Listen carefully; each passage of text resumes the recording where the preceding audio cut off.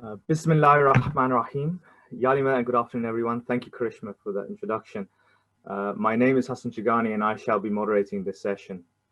I'd like to take this opportunity to welcome everyone and thank you all for joining us this afternoon for what shall be a very stimulating discussion on the missing moral dimension in economics.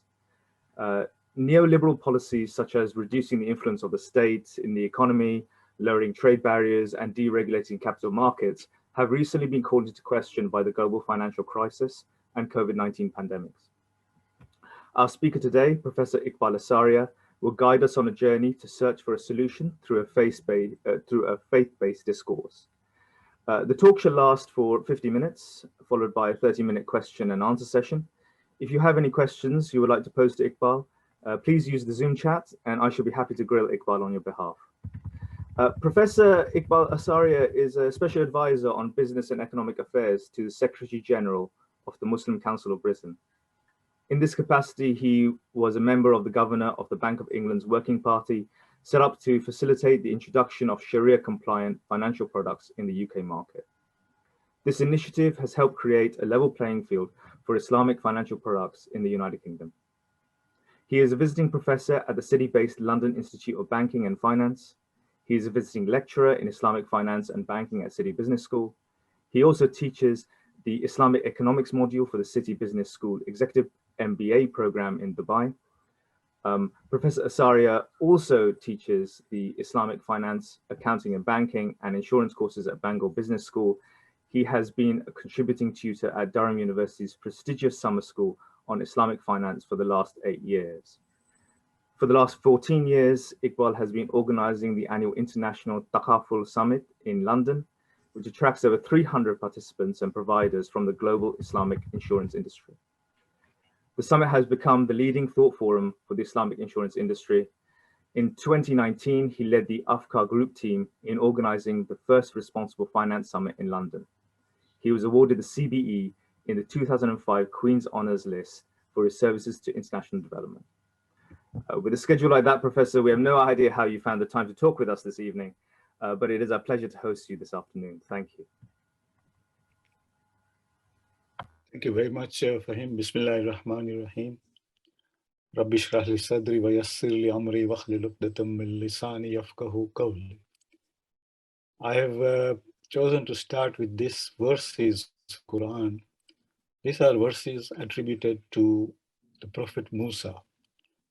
You know, Musa alayhi salam had a little bit of a stammer, so he was worried whether his words will be heard and understood correctly. So he prays to Allah, please give me this clarity of speech so that what I have to say is understood clearly. So Hassan, that answers your question, how I want to approach this in an audience.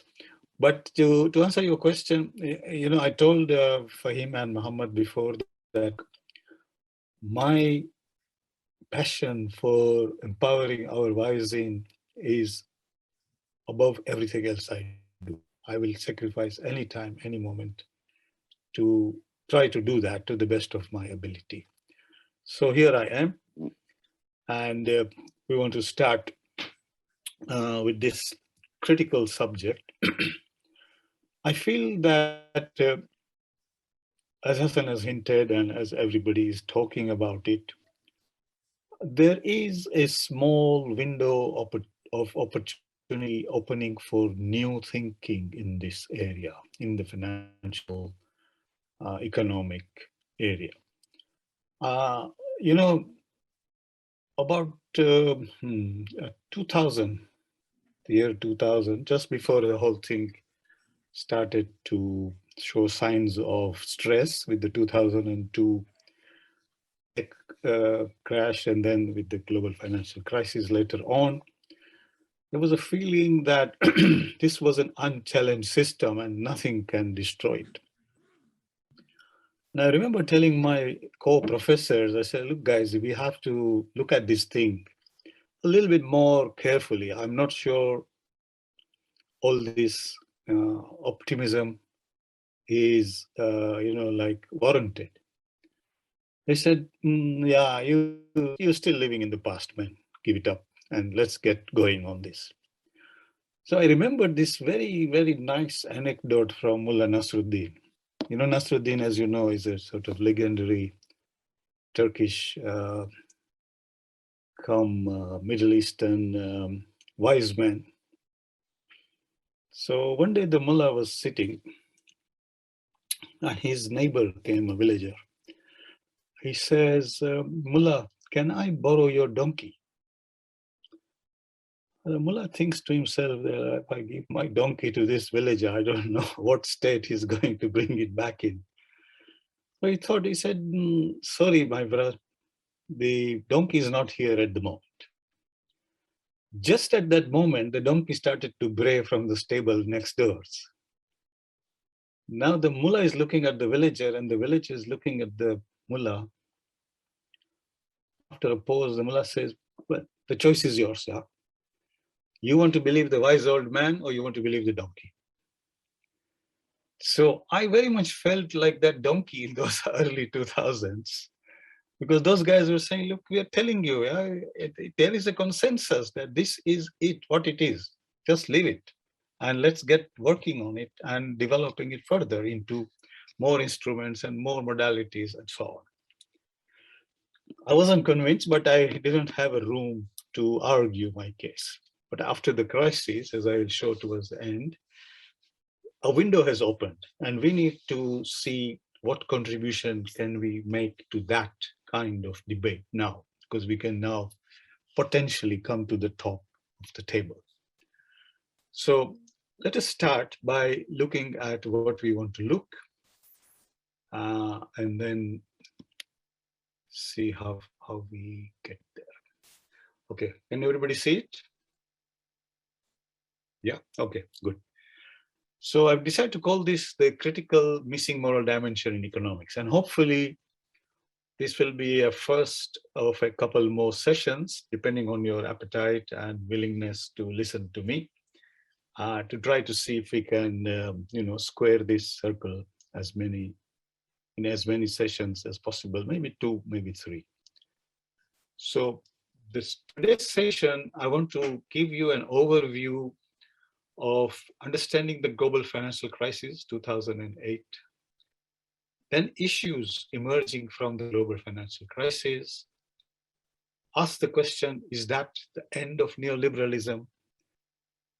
Give you a little bit more information about the very, very interesting work of a French economist called Thomas Piketty.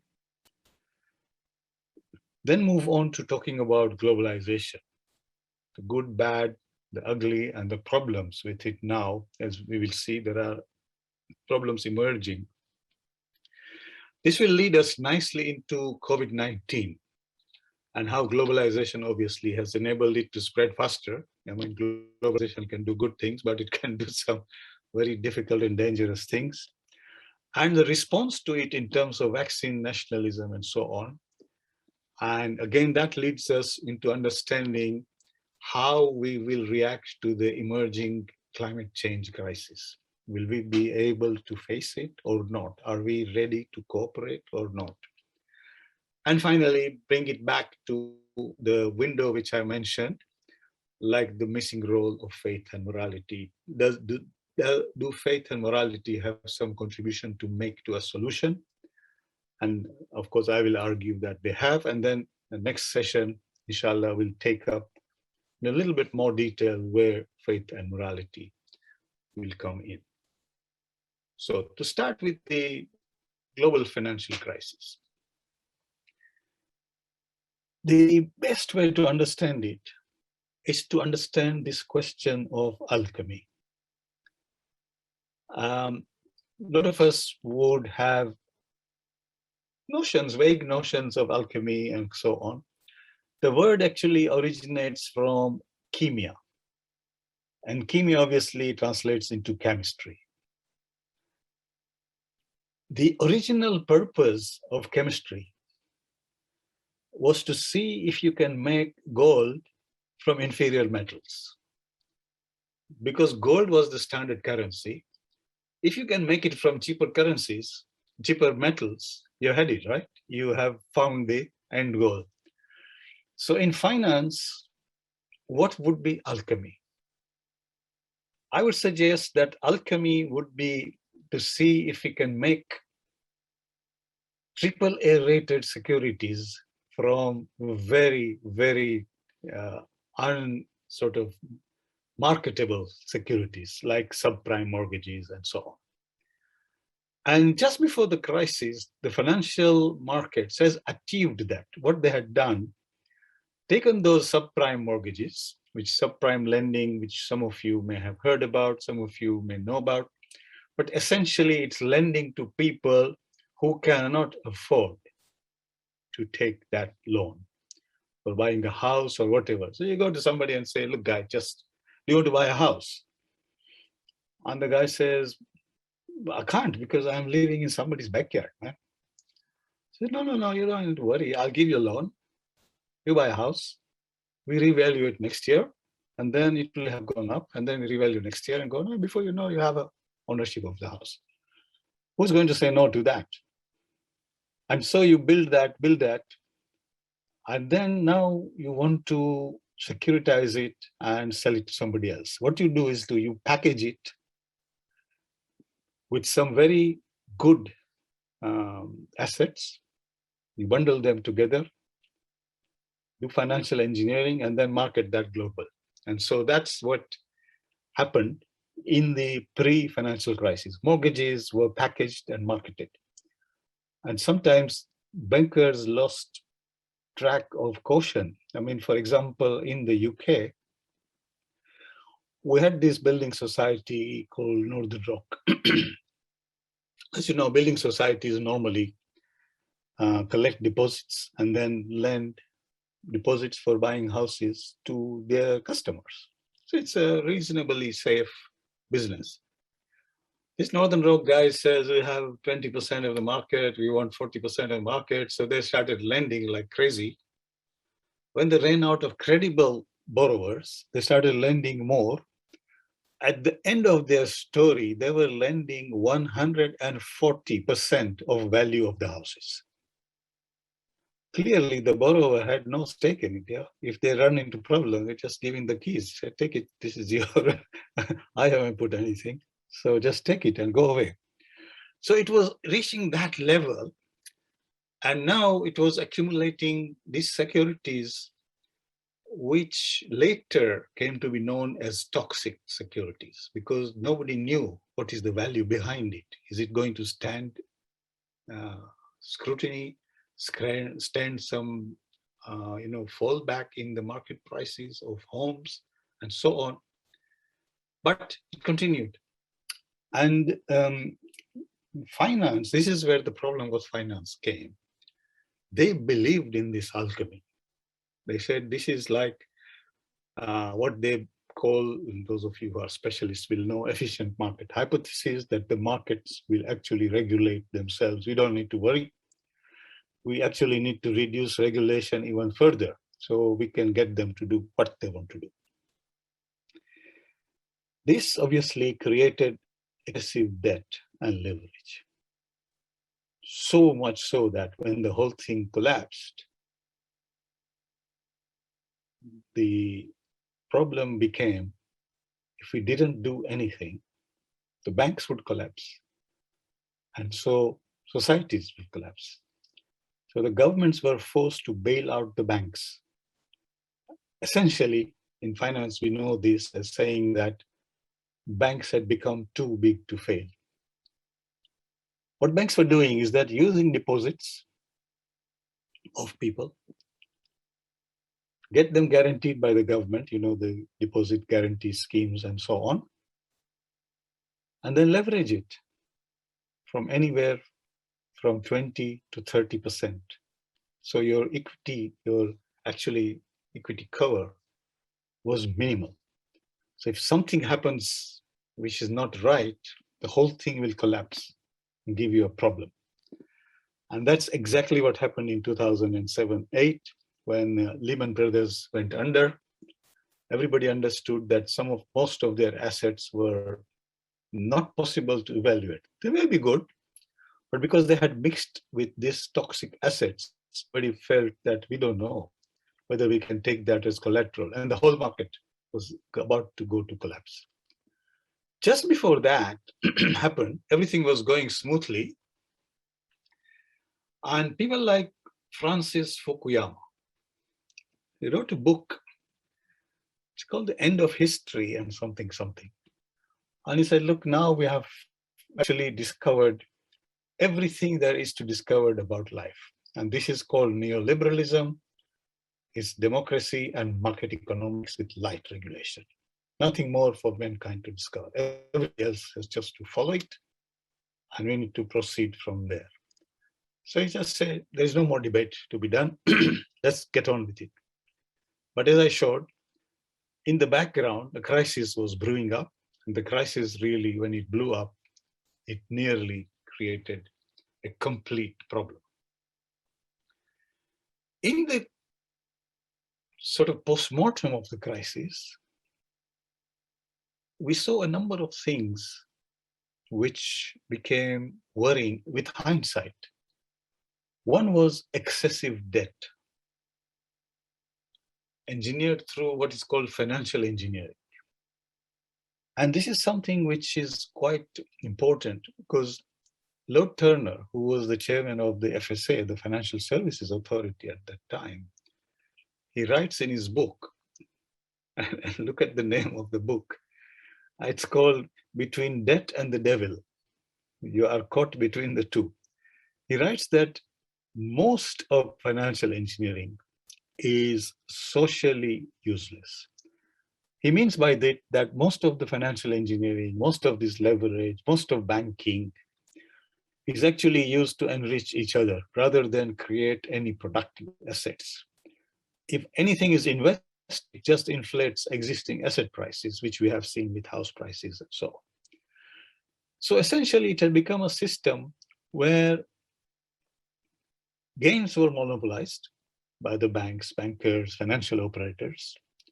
When it came to losses, they were underpinned by the government through the deposits protection schemes and all other kinds of fears that if banking goes under, we can't sustain it. And so it's like a casino. If I tell you to go to the casino and gamble, if you win, it's yours. And if you lose, I'll pick up the bill. I guarantee you won't come out the casino ever because that's a one-way bet, yeah? And then this was backed by light regulation and even getting lighter by the day. The regulation removal was started during the time, ironically, during the time of President Clinton, when he repealed the Glass-Steagall Act. Glass-Steagall Act was enacted after the financial crash of the 1930s, where they controlled the kind of leverage which banks could have. But then this was slowly removed and rolled back, and then we had all these other things. And clearly, with this collapse, so many people lost their assets. There was a rise in inequality. And neoliberalism, which has advocated light regulation, free markets, and just leave it, and their markets will correct themselves. The idea was that slowly, if there was growth, some people will benefit, and then slowly it will trickle down to everybody. So don't worry about if there is inequality in the beginning. But what we have seen and what we begin to see is that this trickle down has not happened. In fact, it has become a hovering up.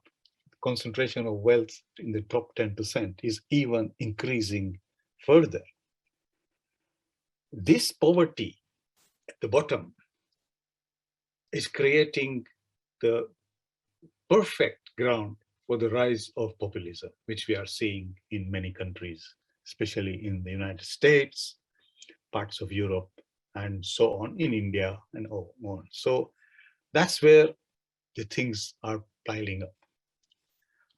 Now, how do we, to look at a little bit more in detail as to how to analyze this, there's a man, an economist called Thomas Piketty. He's a French economist. Well, two things. because he's French. And secondly, the title of his book is Capital in the 21st Century, which resembles the title of Marx's thesis on capital. People do not like him. They just try to avoid him as much as possible. But he has done brilliant work. He and his team have collected 200 years of data from wherever it is available. Obviously, data that long ago is not that perfect, but where there are major gaps, they have extrapolated and things. They have found that in history, there have been periods where the share of capital and labor changes. Normally, they find that a stable situation, capital gets 40%, labor in all its forms gets 60%. There, they say it's a little bit stable. They found that during this neoliberal era, from the Thatcher-Reagan time to the global financial crisis, that share of capital and labor has reversed. Capital now was getting 60% plus, and labor was getting 40%. And this is the challenge, because obviously, majority of the people are getting either indebted or poor. And this was based on the false reading of something called the Kuznets curve, which shows that with growth, inequality will increase, but then it will come down. Piketty, with his data, has analyzed and shown that over longer period of times, this is not true. And therefore, trickle down was no longer a potentially viable explanation to work on in real terms. And Piketty says something else which is alarming. He says, whenever this capital labor share has been reversed, it has only been brought back by war or revolution. And he says, if we do not do anything, that is what is going to happen. You might have like the French Revolution or whatever. And those revolutions obviously are uncontrollable. They bring results which are not intended by the revolutionaries, nor acceptable by many. And so you create a whole range of issues. To correct that, Piketty advocates that we bring a wealth tax of between 3 to 5%. As I'll show you at the end of this presentation, this is kind of in the region of what zakat is supposed to be, 2.5%-ish, right, on wealth. So his solution is also that with that, we might be able to correct these things. Without that, we are heading for huge disaster. The following, after that, and during the crisis also in the last 20 years, there has been a shifting of production to developing countries, especially now to China. So China has become a very big producer. So if you look at something like your Apple computer, you will find that perhaps every component is made in China. Only the technical IP is controlled by Apple. And so more and more products have become like that. The whole production has been shifted to China.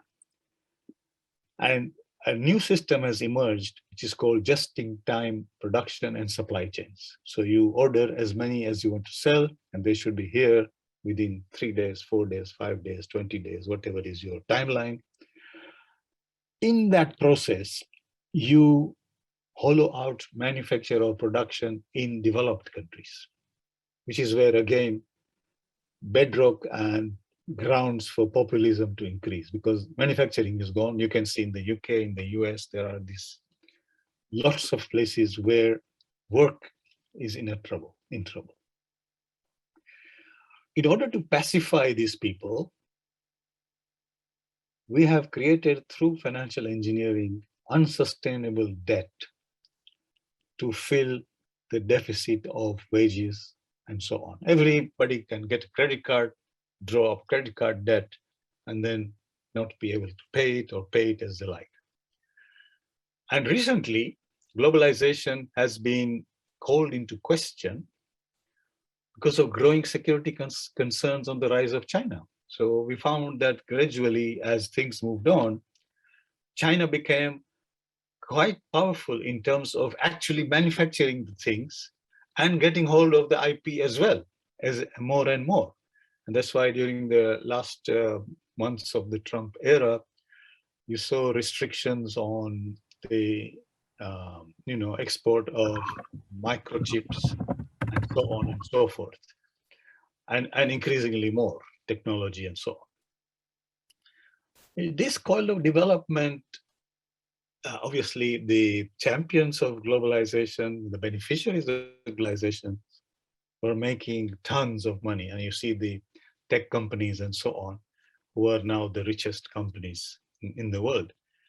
It reminds me of a saying, I think, attributed to Lenin, which is saying that the capitalists will sell you the rope, they will be hanged themselves. They are so greedy, they don't care. They're so short-sighted and greedy that they will do that. But anyway, that's just a light moment.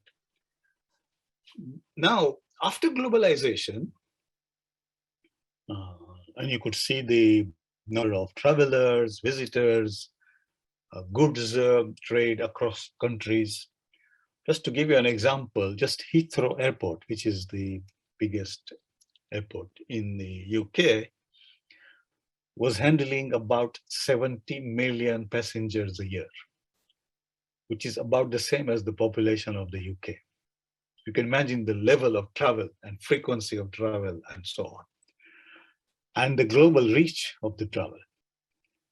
Now, this was also accompanied by quite a lot of environmental degradation in key areas. So in the wet markets of China around there, where natural habitats of many, many living organisms were threatened.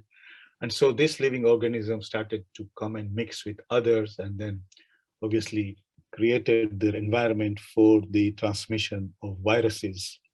And we had the SARS and MERS, and now the COVID-19 emerging from that. Whether environmental degradation is definitive in that or not, we don't know, but definitely it did feature in that. In this case, globalization obviously facilitated the rapid spread of the virus. It was global before anybody knew it. Now, since it is global, it needed a global response, because unless you want to stop all trading and all travel, you could not. China tried to crack down on it. Other countries like Taiwan and Korea managed a little bit. But in the West, it took us a long time to accept that we are also impacted. In the United States, during the time of Trump, it took them even longer to accept that this is something they could not avoid. They could say this is from China, and they, whatever it was. However, fortunately, we still had the capacity to launch into some kind of a response, and we did manage to create a number of vaccines for this. But these vaccines are protected by patents, which means other countries cannot make them. As a result, today, we have this scenario of vaccine nationalism. By vaccine nationalism, we mean that you hoard vaccines to your own country and you pile on more and more. You don't care about others. So we have European countries having vaccinated 70% of their people twice over and now looking at booster jabs, third. Whereas the vaccination rates in most of the developing countries is around 2%, which means the majority of the population of the world is not vaccinated. This means that the virus cannot be controlled unless we seal off our borders, like New Zealand has done. Even there, it's still coming and going. unless we have global cooperation, this will not be under control. Now, if this level of global cooperation is not there, this is setting a very, very bad precedent for the emerging climate change. Let me just move to that, and then we can come back to this. So, climate change is more challenging than COVID-19 because it is imperceptible and incremental in its growth. So you don't feel, it's not tomorrow that you have the virus and you have illness. After 10 years, you will see, oh my God, the weather has changed, crop patterns have changed, this has changed, coastlines have changed. And before you know it, it becomes irreversible. This also challenges the whole market paradigm, because this is something which markets are ill-equipped to control. However free they are, however light regulated, they will not control it. Because there is a cost to doing something. So for example, if you are polluting the river through your chemical production, dumping your waste into the river is the cheapest solution for you. If I now put on you the burden of treating your effluent before dumping, it will be an additional cost. And there is a huge growth of what we call free riders. Free riders in economics is a very interesting concept, but I think the best way to look at it is, let's look at an anecdote. During Emperor Akbar's time, his finance minister, I think, Birbal, I told him that the emperor was telling the finance minister, you know, Birbal, my people really love me. And Birbal said, I'm not very sure. So Akbar said, what do you mean you are not very sure? He said, Birbal said, okay, let us put a test. So what they did, they built a huge tank, the center of the city, with steps to go up. And they announced that on a particular day, after Maghrib, after sunset, everybody will go up and put a pint of milk into the tank for the love of their emperor. When the day came, everybody went up, came down, and then in the morning, Akbar said to Birbal, come, let's go and see how much milk we have collected. When they went up the steps and they saw into the tank, they only saw water. So Akbar got mad. He came down and he caught the first person passing. He said, did you put your pint of milk as I told you? He said, no, sir. I said, why not? He said, I thought that if everybody puts milk and I put water, I'll get away with it. You see, this is a free rider. But if everybody becomes a free rider, the whole thing gets messed up. And this is the problem with climate change. You'll get lots and lots of free riders, lots and lots of apologists, not wanting to do their bit. And we have a problem. Second point with climate change is that it is a global issue. Pollution in one place can impact weather or other things in another place. So unless there is cooperation and understanding on moral and ethical basis, you cannot do it. It can't be done. But then if you reach, as this COP26 summit coming in November will show, if you reach above certain level of CO2 warming, then even bigger challenges can come with glaciers, melting and floods and all kinds of climate possibilities. We already have floods and temperatures in, for example, the west coast of the United States, which hit 45, 50 degrees this year, people dying and so on, floods everywhere else. And you'll see much more of that if we do not take control of the climate. But then that needs an understanding. Now, here is our question. If you want to get an understanding, say between the big polluters, the United States, China, and Europe, and so on, The first question is, we have a temptation to say, China, you cut your pollution levels to zero. And China says, look, we are still not at your level of development. You have been using global ecological capital for 200 years plus. So you have to cut more than us in order for us to be on a level playing field. And we are going to say, no, no, we're going to attack you and do this and that. But that's no way to solve this problem. This problem, the way to solve it is to sit down and talk and see what we can do. And this is where I think the experience of vaccine nationalism sends a bad signal that the world is not yet ready to recognize these challenges, which are really emerging and creating huge issues for us. This is an issue of economics because this is where markets fail. Externalities take over. And definitely an issue where regulation, cooperation, and understanding is required if we want to get there. So let us move on to see now, where does morality come?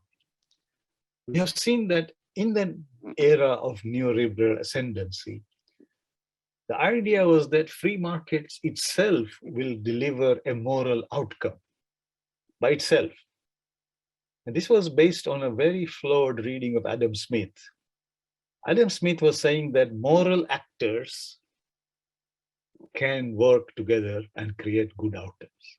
But if the actors are not moral, the outcomes cannot be guaranteed.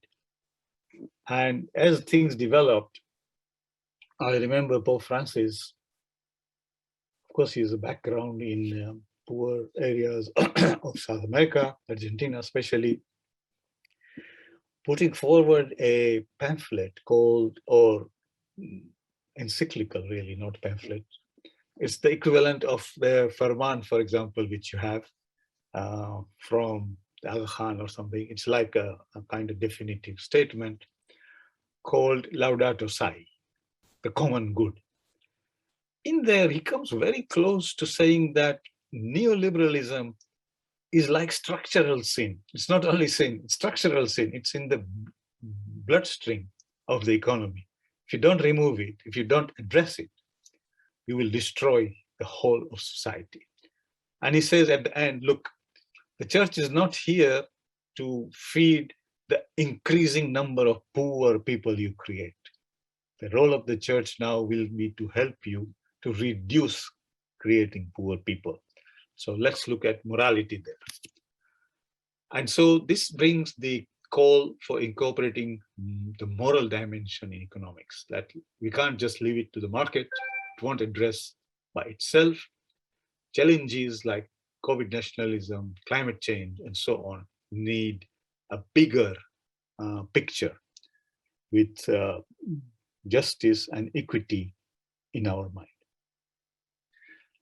And this is obviously coming through many channels, not only faith channels, but faith channels are quite active.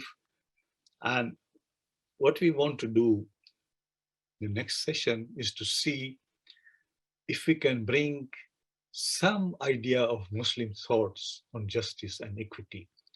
For that, we want to look at debt and the creation of debt, non-productive debt, which we will look at next time. The institutionalization of things like zakat, which allow wealth to be distributed, making things like waqf or endowments, which make social safety nets and other social issues to be addressed easier. And we feel very strongly over the last 10 years now that the window for operationalizing the faith and Muslim perspective is now open. It's up to us to present these challenges and say what we can do. First of all, we are not against the market. Now, let me give you another anecdote here, which is very, very interesting. I had a discussion with a scholar a long time ago now, Muslim scholar. He said, what are you doing? And said, I'm studying economics and so blah, blah. So he said, okay, let me tell you something, and then you don't need to study any more economics. I said, what? He said, okay, just listen. He said, one day, a capitalist, a socialist, and a communist, they decided to meet in one place at some time. So when the time came, the capitalist and the communist were there. The socialist was late. He came 10, 15 minutes late, and just to ask her, what happened to you? Why are you late, man? So he said, I'm very sorry, but I was in a queue for meat. And so the capitalist said to him, what is a queue? And the socialist said to him, the communist said to him, what is meat? So he said, the scholar said to me, you see, this is the spectrum of things. You can't go to any extreme. You have to really see where is the balance and use equity and justice as your benchmark. Are you being just? Are you being fair? On a global scale, now you can't draw national boundaries as with climate change, vaccine, corona, and so on. You are seeing these are global things. But there are ways emerging, right? Like making minimum wages, which is called redistribution, creating zakat-based wealth taxes, creating social safety nets, and so on, to make sure that societies work harmoniously and diligently. I don't know if the world will rise to the challenge, because as I said, climate change is a very, very difficult challenge because it doesn't come tomorrow. You can't see it tomorrow. You may see it in 20 years, but then by the time you see it, it is too late. And this is the problem which we need to address. So I hope that in the next session, we can really give you a picture of how these justice and equity on basis of faith can begin to work.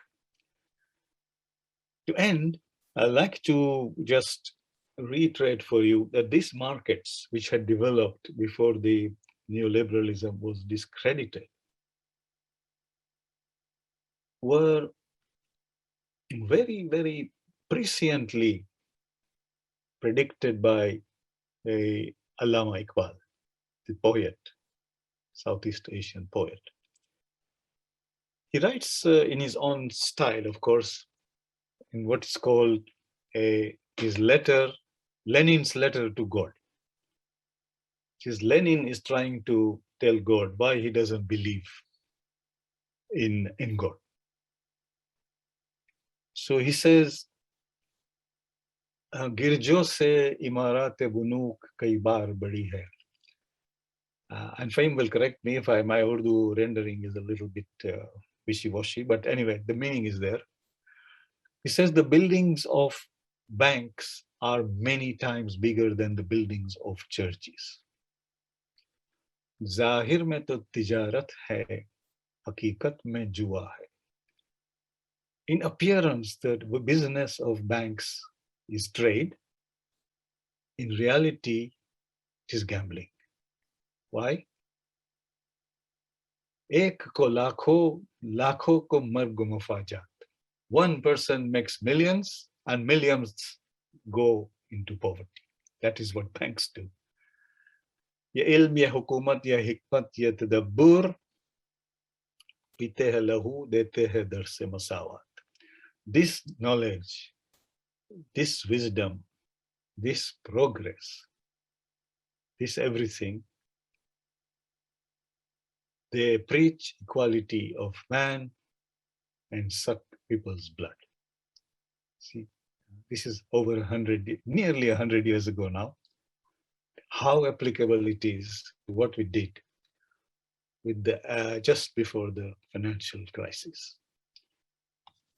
Thank you very much for listening to me. I believe I am 1 minute ahead of my time allocated, and I leave it for questions. I hope that we can take it from there. Back to Hassan. Thank you very much, Iqbal, for that very interesting talk. So yes, if anyone has any questions, please do pose them, but in the chat. In the meantime, I've got some questions of my own, Iqbal, for you, if you don't mind feeling them.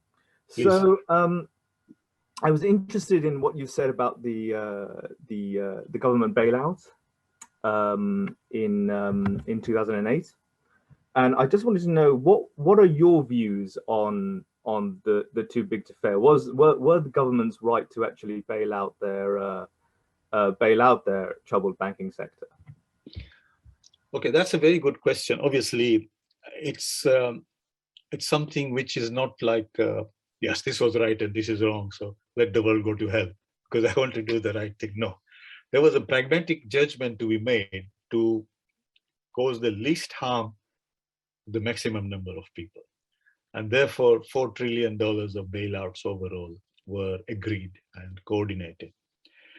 I think, and I read Lord Turner in detail on this because he was obviously the chair of the FSA then. The way the bailout was done is through the banks, which was a problem. Because what they did is they then lent it to existing asset holders and inflated the assets. Lord Turner was talking about helicopter money. He said, take the bailout straight to the people. I was discussing with him and I said, Lord Turner, the problem with that is that politicians get hold of this and they will make a mess of the whole lot. But he says there is no sort of right way to do this. The balance should have been a little bit more, so that we should have tried to see if these help can go to productive assets rather than inflating as existing assets. That was the main, that was probably the main missing link in that. Thank you. Is there anything you would have maybe changed in order to make this, in order to make the money go to the right place for when we talk about the terms of the bailout? Yeah. So, and this is something which we discussed extensively with Lord Turner as well. We said that the existing subsidy for debt could have been reduced by removing tax relief for debt payments, debt interest payments, making equity payments a little bit easier. So shifting the risk calculus slightly towards all parties rather than only one party, right? And I would have done that. Obviously, as a Muslim economist, debt reduction is my big priority. But not only debt, it's not debt reduction, it's that tying debt to productive assets. This is where I think we lost touch. I see. Thank you. I have a question from the audience, from Alim in the audience. If COVID-19 stays for the rest of our lives, what things do you predict will change or cease to exist in the global financial world? I don't think much will cease to exist, but I think a lot will change.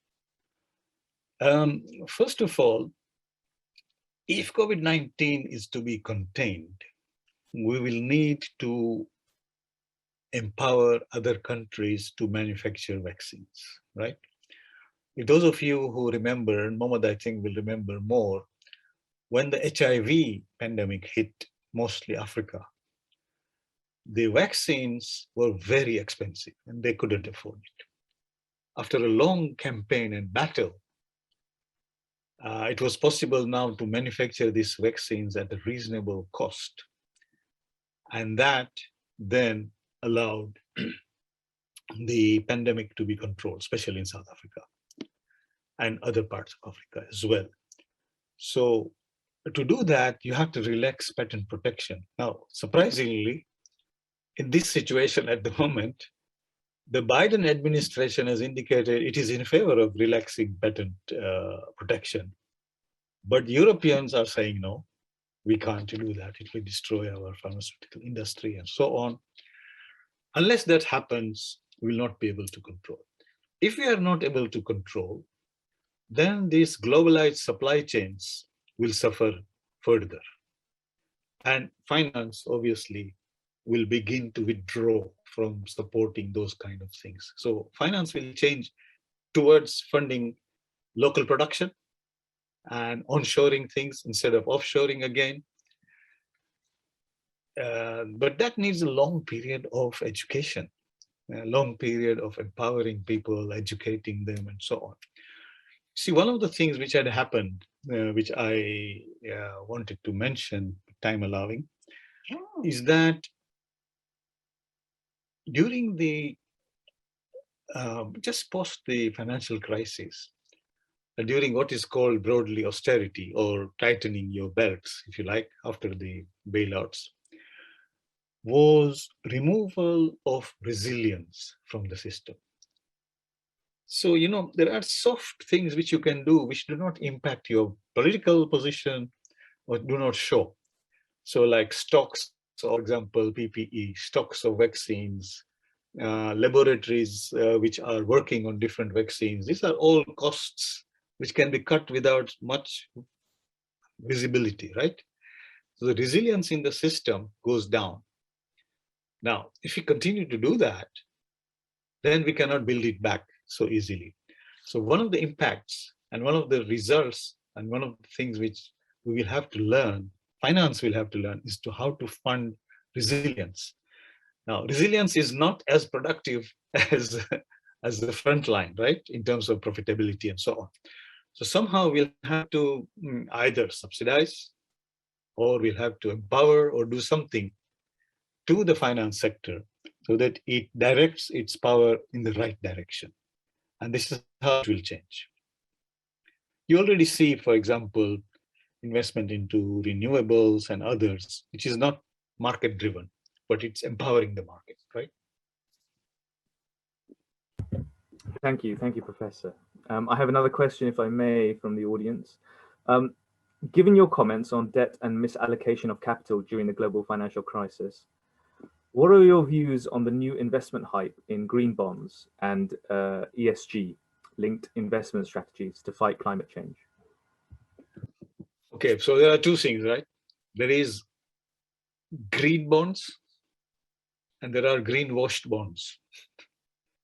So there's a lot of what we call green-washed bonds. People like to brand themselves as green, whilst they are anything but. Yeah, they're just going there. But there are some genuine attempts to make sure that resources are directed towards genuine technologies which reduce fossil fuel use. Now, the problem is, again, this is the same problem with the vaccines, right? Technology and patents might monopolize those profits from everywhere else. So, for example, if you imagine that, say, tomorrow Saudi Arabia or Iraq or whoever decides to go or to convert its oil revenues into renewable revenues, it will need access to technologies which are not in their control at the moment and will become too expensive. So look at the example of Norway. What Norway has done for the last 25 years, roughly, is that it has created a sovereign wealth fund where it has been putting excess oil revenues into there and investing in environmentally compliant shares, 40% of it, 60% is still in other things, and there is a battle in Norway always to increase that proportion. Although Norway is still a major producer, they have reached a situation where the income from those shares, they own about 3% of all the global equities, is about the same as the income from oil. So they have come to this very sweet spot, if you like, that if the oil goes tomorrow, they'll still be able to maintain that level of sustainability. Unfortunately, in our countries, Middle Eastern countries especially, where renewables should be the easiest thing to do, given the weather, the climate, the switch over to renewables is still minimal. So when I say green bonds, I would, for example, view green bonds in a project like what was called Desertec, right? Desertec is a project which is designed to generate solar power in the Sahara and then transmit it under the Mediterranean to Europe. If everything works as it was planned, 25% of European energy will be met from solar power from the sun. Now, if you create bonds to finance that, one could see that that is green, because that's going to really reduce fossil fuel emission here. I said to them, when most of the funders were reinsurance companies, ironically, because reinsurance companies could see further that our claims are going to come from these things, from climate change. So we better move to reduce those possibilities. I said to them, when you create a solar power station, whether you transmit it north to Europe or south to Africa, it doesn't do anything. It doesn't deplete your resource. Yeah, sunlight is sunlight. If you do that, you will have a better buy-in from those countries because they will also benefit from that. It just doesn't sit in their minds yet. And I think it will come. But I am okay to use that kind of investment and call it green, because you can see where the end game is, right? But branding, there is something else which you may know about, is called carbon offsets, right?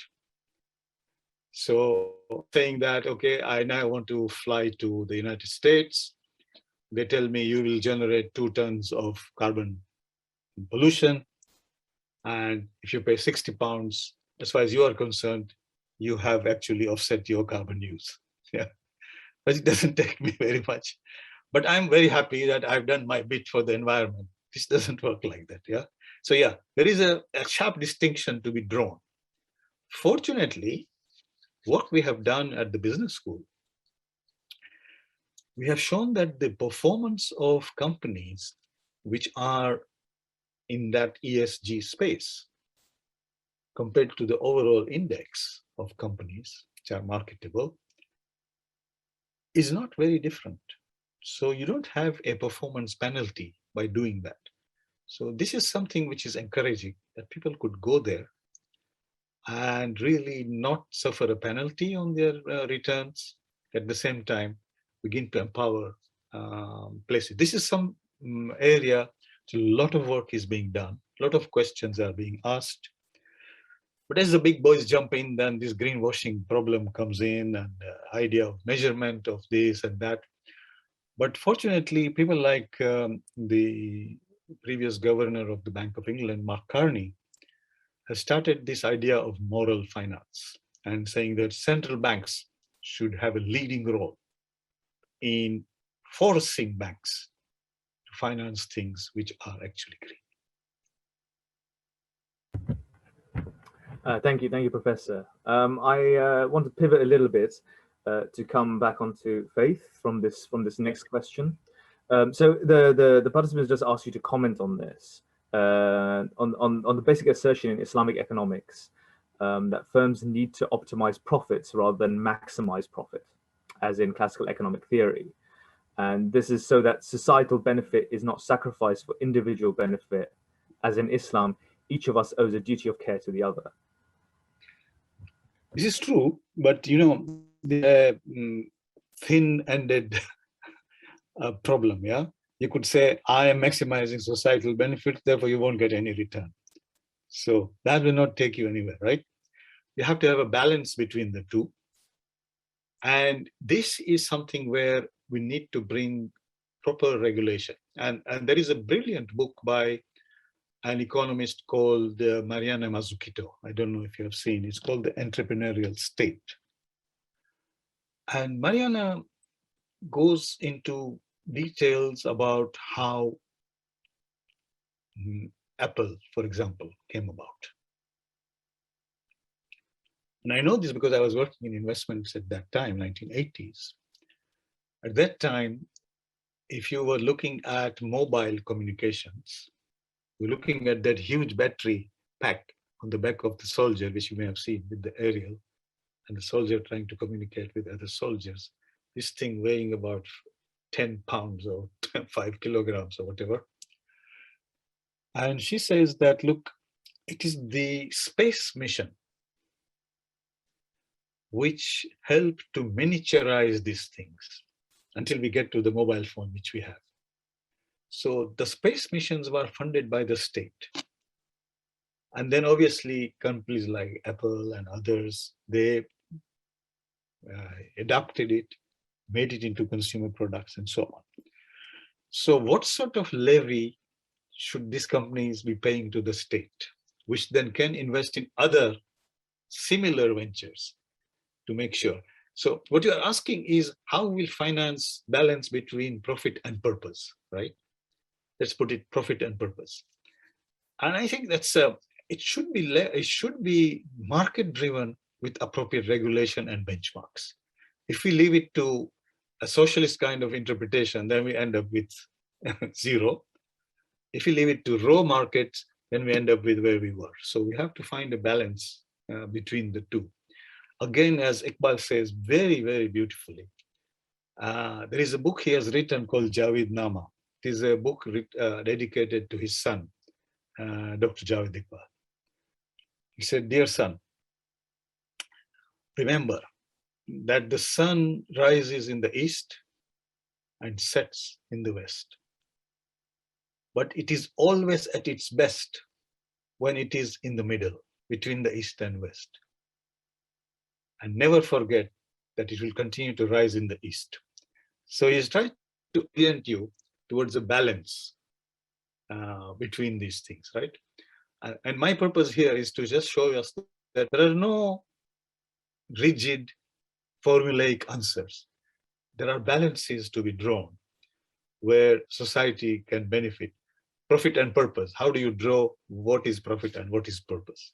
How do you empower companies, but then tax them if they have benefited from state subsidies or state developments and so on?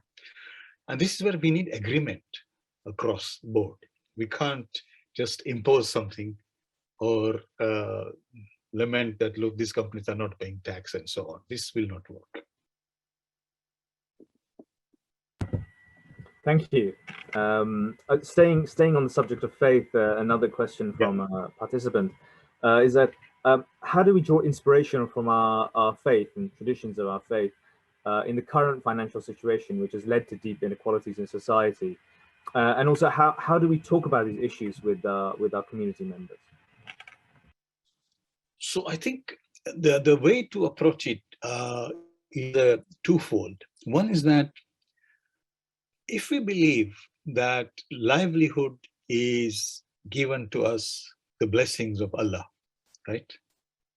Then it follows that in that livelihood, there is a share for the less fortunate people in society. But as of right, not that I were to give X amount to the charity, no, as of right. This is where you have things like zakat and things which say, and the root meaning of the word zakat comes from tazkiyah. Tazkiyah means purification. Purification of the soul, of that arrogance that I am earning this. Allah says, no, I'm giving you this. So give the right part of it for the benefit of the poor. Don't be arrogant. Just be humble. And this is where faith brings this. Right? Obviously, what happened 1400 years ago may not work today on the ground because ground realities, ground situation, all kinds of things have changed. But the underlying principle of a moral compass in these issues is where the faith comes in. Thank you. Pivoting again, and this time I've got a question here, but I think the quote is slightly wrong. So I'm going to change it ever so slightly. But during the financial crisis, Gordon Brown was our prime minister. And during a debate in Parliament, he said, by mistake, it came out of his mouth that we have saved the world. And then he corrected himself, and I can't remember how he corrected himself, but just everyone burst out laughing. But what was his? I mean, it's a Freudian slip. But what was his contribution to make such a claim? It's very funny. It's very, very funny. Gordon Brown obviously was the prime minister, but before that he had been the chancellor of the Exchequer in the UK. And at the time of the crisis, it was Alistair Darling, who was the chancellor. Now, both Gordon and Alistair have written somewhere, or I have heard from them and talked to them, and they said that this was a question where the global financial community had to act as one, because this was a question of trust and confidence in the system. It's not something which you can do alone. Somebody else doesn't support you, you go down. And he said, we pushed it and we pushed it and we pushed it. And past 11 o'clock at night, we ordered a takeaway curry from a next door restaurant. And after the curry, everybody became happy and we reached some agreements. I don't know whether it was the curry or the exhaustion or whatever. But Gordon's contribution actually was very much saying, look, guys, we need to behave as one. There is no possibility of doing this without us all being in it together. And luckily, they found Frank Paulson there and the German chancellor and so on. All of them came on board, the IMF, the World Bank. It was a huge coordination, I must tell you. It was not something, that's my worry, that in the vaccine situation, this hasn't happened. In the climate change, it might not happen. Gordon always believed, and he says, even now today, he says, in fact, you might want to read his book, 7 Ways to Save the World, which has just come out. You will see the 7 chapters on what his take on the present thing is. He always told me, he said, Iqbal, look, there is enough for everybody's need, but there isn't enough for everybody's greed. So let us satisfy the need, and then we will look at how to control the greed. But I think in a sense, he was right that he saved the world, because he put the heads together and he really insisted that we ought to do something. We have to do something. Thank you. I have a bit of a question now from participant in maybe set a little bit more into the future than right now.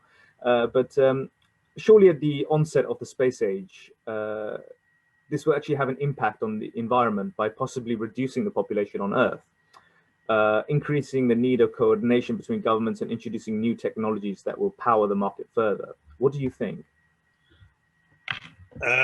If by space age you mean that we will migrate to the space, then at the moment it's only the 3 big guys who go there, and some people are saying they should stay there, so that we'll be happier with them staying there. But for large-scale migration, probably not, right? So on that scale, it now looks as if we have to be able to cooperate and coordinate. And that's what I'm saying. That's where we have to use every avenue, including faith imperatives and so on. Make sure that we force our governments and rulers to begin to cooperate. And we want to sacrifice. I mean, there's a question here, which is really very, very difficult for each one of us to answer. Do we say we want a 3rd dose of the vaccine, or we want to give our surplus vaccines to developing countries? Make your own choice. I don't know how many of us will say, I don't need 3rd dose, I'm okay, give my 3rd dose to the... Now, that is where selfishness comes in, right? And that is where you need to understand the more and more questions will become like that. We have to equip ourselves to give the right answer to those questions. Thank you. If anyone has any further questions, please do post them on the chat. Perhaps you'll indulge me in one of my own questions, which I want to come back to something that you said about populism. It's interesting that you should mention it, that people are looking for something that's out of the box, something that's different. I want to just bring us back to 2016. Where we had where Trump won the election. Now, the Republican Party is, I mean, not well known for backing things like regulation, for example, which was a policy that you said was anti-neoliberal, and that we have to actually put in more regulation. I'm just wondering that we've seen this feature quite a lot, and I think that we've seen this in history as well, that as financial as we have issues in as we go through financial crises, people tend to vote right. They tend to vote economically right rather than economically left. Is there a particular reason for this? Is there some reason why, for example, Wisconsin, a true blue state, voted for Trump in 2016? Yes, I think for people from our background, we will understand this much better. Let us look at the thinking of Idi Amin. He could see that there is a disparity in the wealth of the Asian community and the local community, right? In his view, the solution was that if you throw the Asians out, everything will pan out nicely. And he proceeded to do that. If you go back 20 years after this expulsion, or even now, you see that the country is nowhere near where it was then. Was there another way to do these things? To empower the local, or to, gradually move it there or something? That is not something which is easy to sell to the people. This one is easy. Everybody thinks, get rid of them and everything will be solved. And this is where the right comes from. They say, get Brexit done, everything will be solved. Get this done, everything will be solved. But then they find that it is not solved. That's where populism creeps in, because it then now doubles up on itself, saying that we didn't do it wrongly. For example, when the 1857 Indian uprising against the British happened, the Muslims had two reactions. One was saying that really this setback to the Muslims happened because we were not Muslim enough. Therefore, let's go back to our roots. And that is the origin of the Taliban today. The whole origin is that go back to your roots and become true believing Muslims instead of all this. The other side, led by people like Sir Syed Ahmad Khan, said, no, we are only able to get out of this if we learn the enemy's language, if we learn their science and everything, and educate our women and so on, we will get out of it. So these two trends develop. So you can see the solutions are sort of bipolar in that sense. One is a longer one. One is an instant satisfaction that we have gone back to our roots, to hell with them. We will do this, right? And you get all kinds of sentiments coming up in this, and all kinds of criticism, right? You will recognize this in the context of the left-right debate in Europe. There is a poet called Akbar Allahabadi.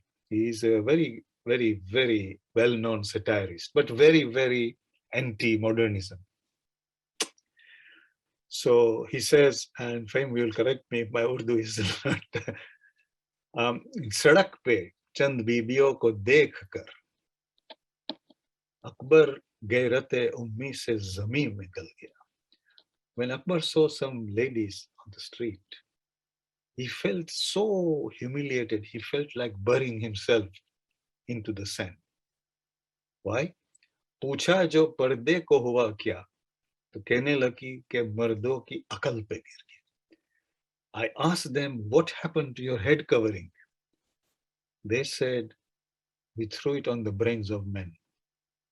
So Akbar says that if you become modernized, that's what's going to happen to you. Forget it. Go back to your roots. This is the kind of right-wing dialogue which we are having here, right? Get rid of immigrants, do this, do that, do this, do that. But then they don't recognize that with the demographic deficit. Let me give you one small statistic, which is very useful for our overall discourse. The replication rate for a population is 2.2 children per couple. So if you have that, your population will stay steady. The European average now is dropping to 1.7 and falling further, which means you have a huge deficit of young, able-bodied people working. If you don't have, by 2050, you will have a deficit of 40 million people in Europe. If you don't fill that, you can't fund your pension liabilities, you can't fund this, you can't fund that, and obviously further populism and further disappointment, further headaches. Where are the statesmen who are going to sell this to the people? A 4-year election cycle doesn't allow you to do that, right?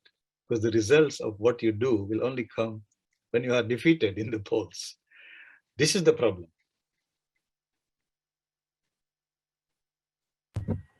Thank you, Professor. Yes, there's just one final question I have before we bring this to an end. Actually, it's kind of like two questions, but they're sort of related. So the first, what is the appetite for Islamic banking in the world? And secondly, are there any countries from the East that are thinking differently than the West when it comes to genuine green bonds? Appetite-wise, there are